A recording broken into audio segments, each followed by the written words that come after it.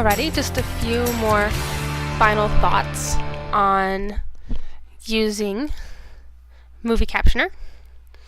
So these buttons down here, you're probably not going to use a whole lot of them, but let me show you what they do.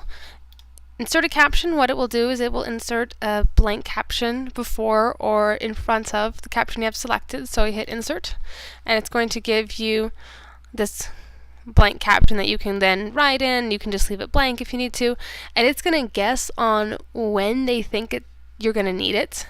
So put it 1 second before this caption. So that one you probably will have to change the caption time. You can do that by selecting here, and you can edit it down.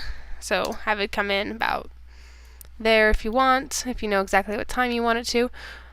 So something else that you can do, I'm not going to go into that, edit. So that's what, so let's say insert a caption. If you want to remove a caption, have your caption selected and hit remove, and that will disappear.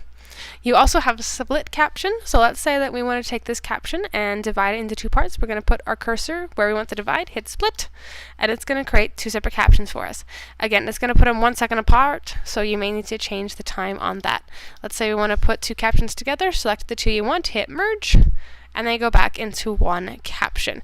Now, let's say you don't want two separate captions, but you may want to move a word here or there. Maybe you were a word off. Again, you put your cursor. Let's say we want to move the and up here to our number 5 caption. You'll come down here to the split to previous caption. So you hit that, and as you can see, it's moved the and back up to our number 5. Now let's say we want to move it back down, select it, and hit split to next caption. Hit that, and then the and is going to drop back into number 6. Again, we've already talked about next cue and then preview.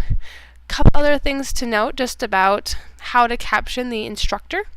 So let's say you have a pause of silence, which is going to happen. Maybe he's pulling up notes, maybe there's a student talking, you can't understand the student. How do you caption that? So let's assume that he's going to have a pause and he's not going to be talking. I'm going to turn the volume down. We're going to hit start. Oh, I'm sorry. I jumped ahead of myself. We're going to go to hit 6, cue next, and then hit start.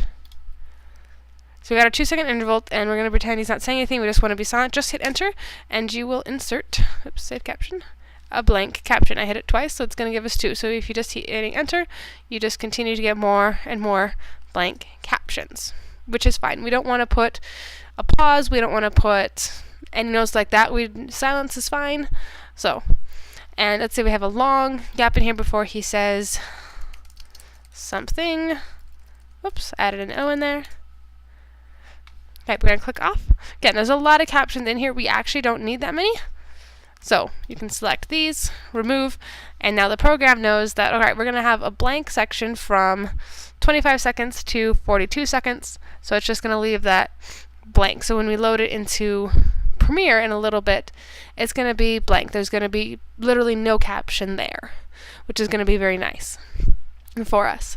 You don't need to caption if he's making any sort of sounds, like if he's saying or anything like that. If he's kind of muttering to himself and it's kind of hard to hear and it's not related, you don't need to necessarily caption that.